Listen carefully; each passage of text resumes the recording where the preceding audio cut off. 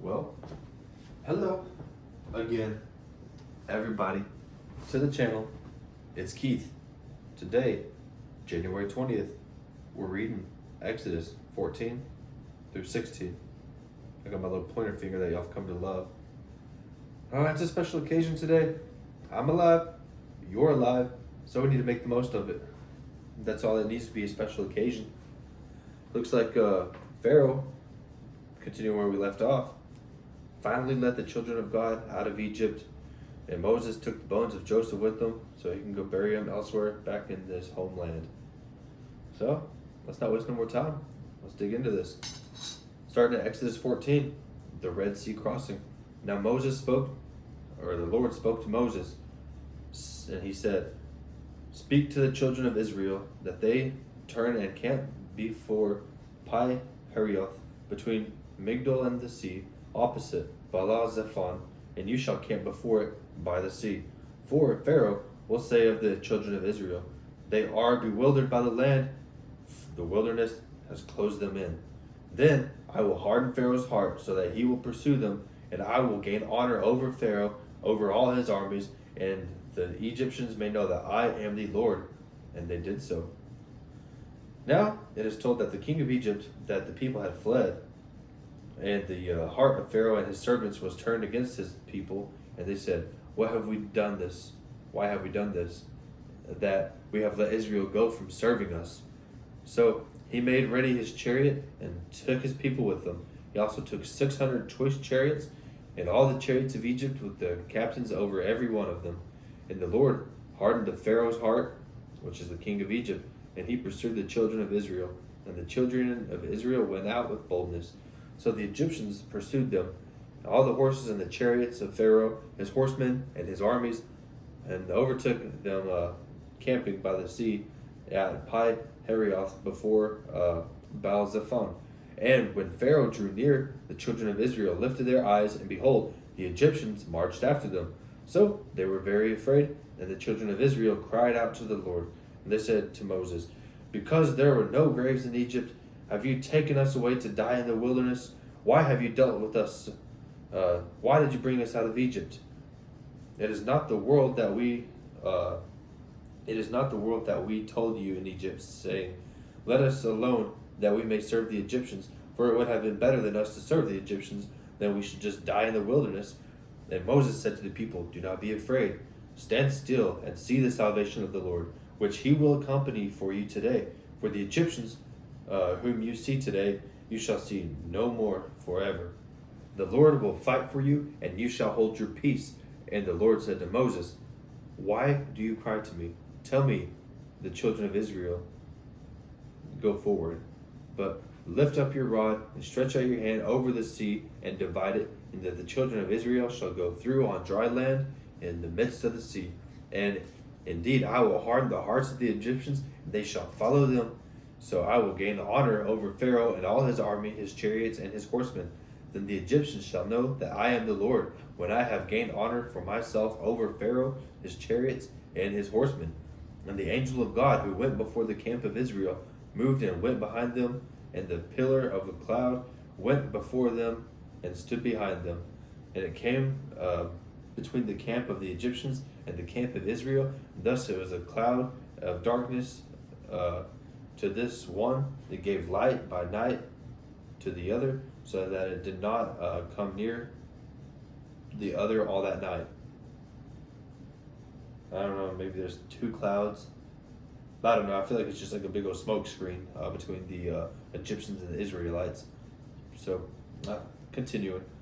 Then Moses stretched out his hand over the sea, and the Lord caused the sea to go back by a strong east wind, and all that night it made the sea into dry land, and the waters were divided.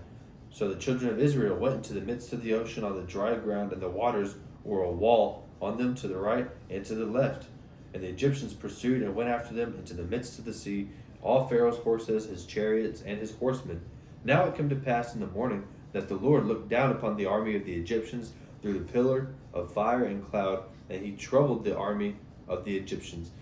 He took off the chariot wheels so that they drove with difficulty, and the Egyptians said, "Let us flee from the face of Israel, for the Lord fights for them against the Egyptians." Then the Lord said to Moses, "Stretch out your hand over the sea, that the waters may come back upon the Egyptians, on their chariots, and on their horsemen." So Moses stretched out his hand over the sea, and when the morning appeared, the sea returned to its full depth, while the Egyptians were fleeing it. So the Lord overthrew the Egyptians in the midst of the sea. Then the waters returned and covered the chariots, the horsemen, and all the rest of Pharaoh's army. Not so much that one of them remained. But the children of Israel had walked on this dry land in the midst of the sea, and the waters were a wall to them to the right and left. So the Lord saved Israel that day out of the hand of Egyptians, and Israel saw the Egyptians die on the seashore. Or I guess he saw them being dead, they washed up. So yeah, imagine that, just all big old columns of water just crashing into you, and then you just drowned. And that's how the Egyptians got taken out. And thus Israel saw the great work of the Lord, what he'd done in Egypt. So the people feared the Lord and believed the Lord and his servant Moses. So they got a lot more respect. On to Exodus 15. This is the songs of Moses. Then Moses and the children of Israel sang this song to the Lord, and spoke, saying, "I will sing to the Lord, for he has triumphed gloriously. The horse and its rider he has thrown into the sea. The Lord is my strength and song, and he has become my salvation. He is my God, and I will praise him, my father's God, and I will exalt him. The Lord is a man of war. The Lord is his name. Pharaoh's chariots and his armies he has cast into the sea. His chosen captains also drowned in the Red Sea. The depths have covered them. They sank to the bottom like a stone. Your right hand, O Lord, has become glorious in power. Your right hand, O Lord, has dashed the enemy in pieces, and in the greatness of your excellence you have overthrown those who rose against you. You sent forth your wrath, it consumed them like stubble, and with the blast of your nostrils the waters were gathered together. The flood stood upright like a heap, and the depths congealed in the heart of the sea. The enemy said, I will pursue, I will overtake, I will divide the spoil. My desire shall be satisfied on them. I will draw my sword, my hand shall destroy them. You blew with your wind, the sea covered them. They sank like lead in the mighty waters. Who is like you, O Lord, among the gods? Who is like you, glorious in holiness, fearful in praises, doing wonders? You stretched out your right hand, the earth swallowed them. You, in your mercy, you have led forth the people whom you have redeemed. You have guided them in your strength, your holy habitation. The people will hear and be afraid. Sorrow will take hold of the inhabitants of Philistia. Then the chiefs of Edom will be dismayed. And the mighty men of Moab, trembling, will take hold of them. And all the inhabitants of Canaan will melt away. Fear and dread will fall upon them. By the greatness of your arm, they will be still as a stone, till your people pass over. O Lord, till the people pass over, whom you have purchased. You will bring them in and plant them in the mountain of your inheritance, in place, O Lord, which you have made for your own dwelling, the sanctuary, O Lord, which your hands have established. The Lord shall reign forever and ever. For the horses of Pharaoh, I guess that was them being done singing. That was I don't know if it was like a couple different chants or like a whole long big chant, but it says they sang this song, and so that was all of it right there. So that was Exodus 15, 1 through 18. So now we're moving on to just more of the regular content. Starting at Exodus 15, 19. For the horses of Pharaoh went with his chariots and his horsemen into the sea. The Lord brought back the waters of the sea upon them, but the children of Israel went on the dry land in the midst of the sea, as we were told. The song of Miriam. Then Miriam, one of the prophets, the sister of Aaron, took the timbrel in her hand, and all the women went out with her timbrels and with dances. And Miriam answered them, Sing to the Lord, for he has triumphed gloriously. The horse and its rider he has thrown into the sea. So That was Miriam's chant. Let's see here. Exodus 15:22 starts a new section, the last section of Exodus 15. Bitter waters made sweet.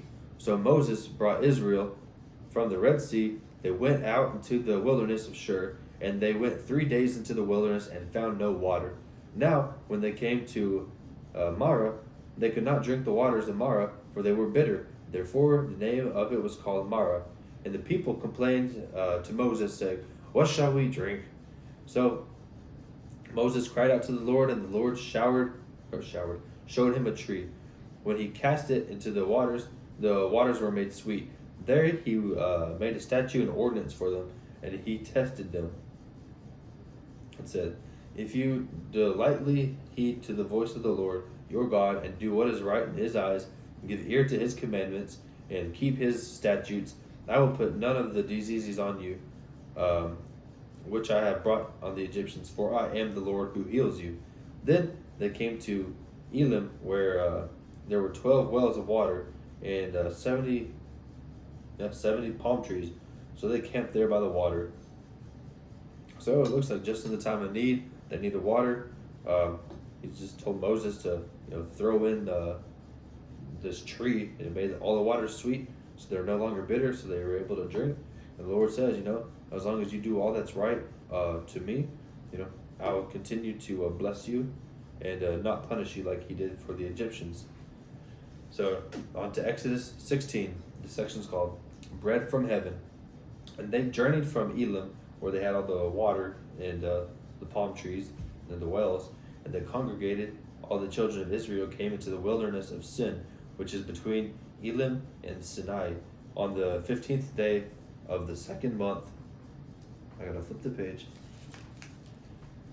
On the 15th day of the second month, these pages are thin, after they departed from the land of Egypt. So I guess they're 2 months and 15 days free from the Egyptians. Then the whole congregation of the children of Israel complained against Moses and Aaron in the wilderness, and the children of Israel said to them, "Oh, that we had died in the hand of the Lord in the land of Egypt, when we sat by the pots of meat, and we ate bread, and then we were full. For ye have brought us out into the wilderness to kill us, this whole assembly, with hunger." So they're just like, there's nothing to eat. At least we had food in Egypt under the oppression, and now they're, putting the fault on Moses, it seems like, or maybe the Lord. So thereafter, the Lord said to Moses, "Behold, I will rain bread from heaven for you, and the people shall go out and gather a certain quota every day, and that I may test them, whether they will walk in my law or not. Then it shall be on the 6th day that they shall prepare what they bring in, and it shall be twice as much as they gather daily." Then Moses said to Aaron and to all the children of Israel, "At evening you shall know that the Lord has brought you out of the land of Egypt, and in the morning you shall see the glory of the Lord, for he hears your complaints against the Lord. But what are we that you complain against us?" Also Moses said, "This shall be seen when the Lord gives you meat to eat in the evening, and in the morning bread to the full, for which the Lord hears your complaints which you make against him. What are we? Your complaints are not against us, but against the Lord." Then Moses spoke to Aaron, saying to the congregation of the children of Israel, "Come near before the Lord, for he has heard your complaints." Now it come to pass, as Aaron spoke to the whole congregation of the children of Israel, that they looked toward the wilderness, and behold, the glory of the Lord appeared in the cloud. And the Lord spoke to Moses and said, "I have heard the complaints of the children of Israel. Speak to them, saying, At twilight you shall eat meat, and in the morning you shall be filled with bread, and you shall know that I am the Lord your God." So it was that the quail came up in the evening and covered the camp. In the morning the dew lay all around the camp. And when the layer of dew lifted, there was on the surface of the wilderness a small round substance, almost as fine as frost on the ground. So when the children of Israel saw it, they came to one another, and they were like, "What is this?" For we did not know what it was. And Moses said to them, "This is bread for which the Lord has given you to eat. This is the thing which the Lord has commanded. Let every man gather in according to each one's need. one omer for each person, according to the number of persons. Let every man take for those who are in his tent. For the children of Israel did so and gathered some more and some less. So when they measured it by omers, he who had gathered much had nothing left over, and he who had gathered little had no lack. Every man had gathered according to his one needs. And Moses said, Let no one leave any of it till the morning. Notwithstanding, they did not heed Moses, but some of them let part of it until the morning, and it was bread worms. Oh, and it bred worms, and it stank. And Moses was angry with them. So they gathered it in the morning, and every man according to his need. And when the sun became hot, it melted. And so it was on the sixth day that they gathered twice as much bread as they needed, 2 omers for each one. And all the rulers of the congregation came and told Moses. And then he said to them, This is what the Lord had said. Tomorrow is the Sabbath rest, holy and Sabbath to the Lord. Bake what you will bake today, and boil what you will boil, and lay up yourselves all that remains to be kept until the morning. So they laid it up until the morning, as Moses commanded, and it did not stink, nor were there any worms in it. Then Moses said, Eat that today, for today is the Sabbath to the Lord. Today you will not find any in the field. So 6 days you shall gather it, but on the seventh day, the Sabbath, there will be none. So there will be no gathering, because there's not going to be any bread. Now it happened that some of the people who went on the seventh day to gather, and they found none. And the Lord said to Moses, How long do you refuse to keep my commandments and my laws? See, for the Lord has given you Sabbath. Therefore he gives you the 6th day bread for 2 days. Let every man remain in his place, not let no man out of his place on the 7th day. So the people rested on the 7th day. And the house of Israel called its name manna. And it was like a white, I don't know this word, coriander seed. And the taste of it was like wafers made with honey. And then Moses said, This is the thing for which the Lord has commanded. Fill an omer with it, to be kept for your generations, that they may see the bread for which I fed you in the wilderness, and when I brought you out of the land of Egypt. So Moses said to Aaron, Take a pot and put an omer of manna in it, and lay it up before the Lord to be kept for your generations. As the Lord commanded Moses, so Aaron laid it up before the testimony to be kept. And the children of Israel ate manna 40 years until they came to an inhabited land. They ate manna until they came to the border of the land of Canaan. Dang. 40 years. I don't know if they were just chilling there, or if it took them 40 years to journey to the land of Canaan, but it's quite some time. They ate the manna until they came to the border of the land of Canaan, and now the omer is 1/10 of a ephah, maybe. Maybe that's like a length of time. But yeah. Well, they escaped the Egyptians, killed all of them in the Red Sea. After they got through, and they started complaining that they didn't have water, the Lord provided some water. They complained they didn't have food. The Lord provided the food, and He was testing them to see if how much they trusted Him, right? By saying, don't take more than you need, because I'll give it to you the next day, unless it's the 7th day. And so you're supposed to get the 2 days worth on the 6th day. And there's some poor characters that just disobeyed the rules, and they got punished. Their bread turned sour, and and that looks like they're fixing to get into the land of Canaan. And we'll pick up on that tomorrow with Exodus 17. But sincerely, I really do appreciate everybody tuning in. I've been seeing a lot more growth and engagement. It's been a really cool thing to witness. I'm really honored for everyone tuning in, listening to me, ramble and piece all this together and do some learning, and hopefully provide some entertainment as well. So it's a cool journey, and it's still, January. So anyway, just no, I really appreciate y'all. I guess I'll go ahead and close out. Just make sure to like, comment, subscribe, and we'll go on from there. All right, y'all have a good day.